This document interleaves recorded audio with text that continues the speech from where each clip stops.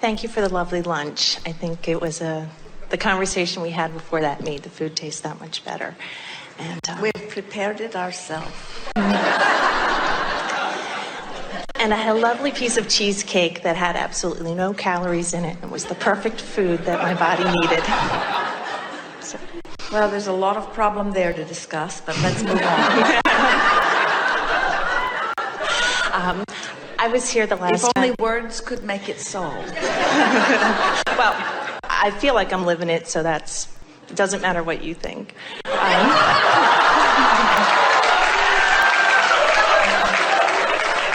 In which case, there would have been no comment about the number of calories. That's one for you. I'm really here to thank you. I had the opportunity to ask a question and the last time, and I did meet someone 29 days after we had this meeting, so that sort of falls in that you can change the circumstances of your life in 30 days. And it was... Perhaps we should say a week. I probably wouldn't... Why not push it to the very last possible...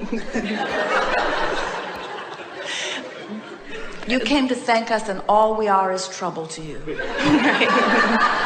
No, quite the contrary. I mean, I have your website on my computer, and I abbreviated you AH, which was which is relief. And so every time I think of you... Much better than that other thing. Abraham Hicks was too much to type out. So...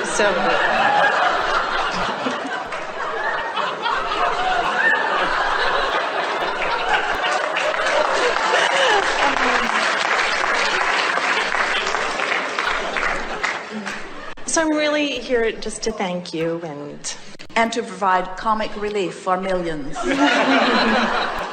We are appreciating your appreciation, and we can feel the clarity of your being. And it is always exhilarating to us to see you recognizing the vibrational alignment that you have struck.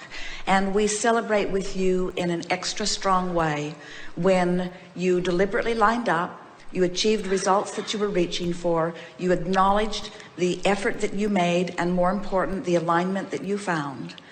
Life is supposed to be fun like that. And once you get this recipe consciously in place, then you can keep applying it again and again for the never-ending stream of intentions that will constantly be born within you. It's very good. Yeah. How do I explain you to the person that I met?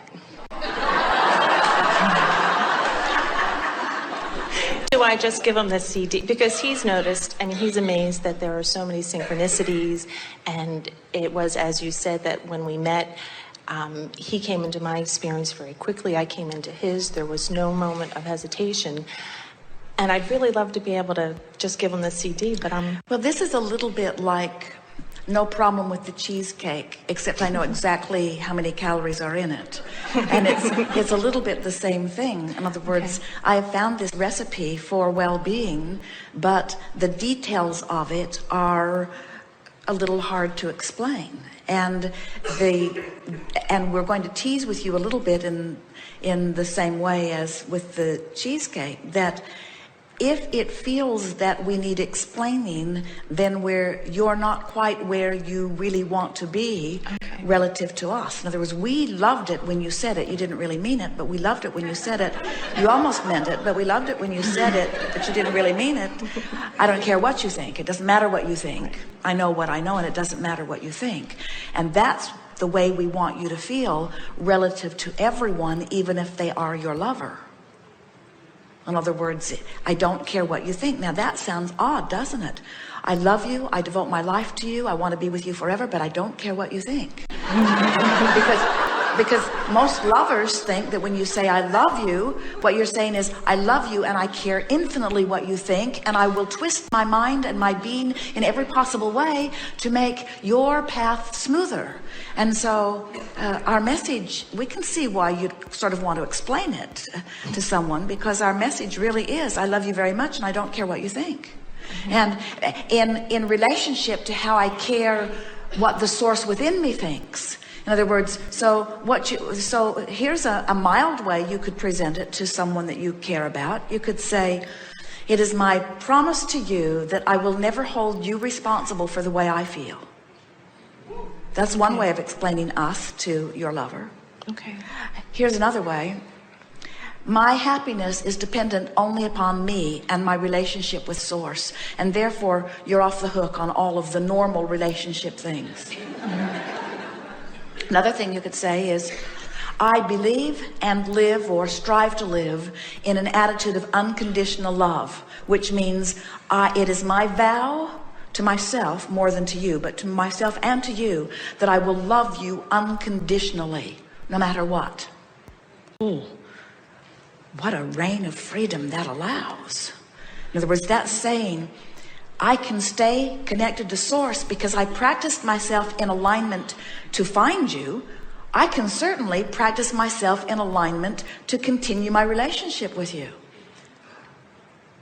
That's a good place to be. What a nice head start you already have on that one. In other words, I had to line up for you to flow in. And then the next thing that's got to say to you, and this is the thing we really want you to acknowledge that you know. If I lined up with Source, and as a result of that attracted you, then no worries about you not being ready for me. Because if you weren't ready for me, my aligning with Source would have held you apart, not brought you here. And that's why I came the last time, because that's really where I was. And I think it's so much better now that I've lined up with Source, so the person that's in my life is going to be easy, rather than bringing the person in and trying to make him be what I want him to be. It's so much better. Now, this goes back to what we were talking about earlier, about letting your emotions guide you. Right. When you allow law of attraction to bring your matches together by paying attention to the way you feel, then you don't have to go back and rework your matches. Right. When you're matching up based upon intellectual things, there's too much for you to consider. But when you align so that you feel good, and then law of attraction brings your matches, they're matches. Yeah. You don't have to go back and rework them. It's like magic. There's no buyer's remorse when you come into alignment first. Right. Okay. One other quick question. The gentleman that had the problem with his throat, or the condition with his throat, and it was because it was a communication issue because that he was having. Doesn't believe that he can be heard. Okay. He doesn't believe that the people who he wants with every fiber of his being to hear him can hear him. So he can't speak loud enough. He can't get enough volume or energy in his projection. And of course, it isn't about what he's saying, it's about what they're hearing. It's like barking up the wrong tree. It's like looking for love in all the wrong places. So as that manifested that way, and you were saying how if somebody's in despair, something else manifests. There's a book that was written, You Can Heal Your Life, and in it there was a section that sort of said, well, if you have an earache, this is what your issues are, and if your foot aches, this is what your issues are. And I was just wondering how much validity there really was to it. Some of it does make sense. It's on the right track, but no one can ever write a book that precisely applies to everyone. Right. So you have your own symbols? Because there are not, yes, and they are your emotions. Right. Because there are not two vibrational proximities. In other words, think about the variables here. You are uniquely source energy here in this physical body. Your life has caused you to uniquely carve out a vibrational escrow or a vibrational reality. You are uniquely living your experience here and now, and all of those combinations make a unique vibrational combination for you. But you can get in the ballpark with it, you see. Okay. Yes. Okay. So thank you again. Yes, indeed.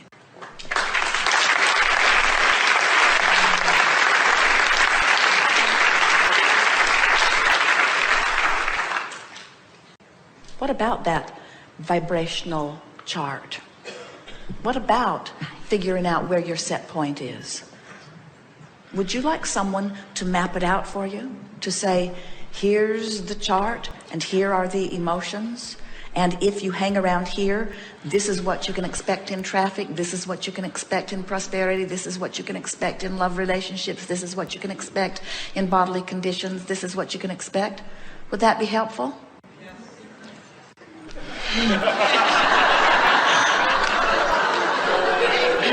It would be. It would be. We mapped it out for Esther the other day, and as she looked at it, she said, whoa, that's very interesting. Do you really need a chart, or do your emotions tell you? A chart might be helpful. We'll write it down for you.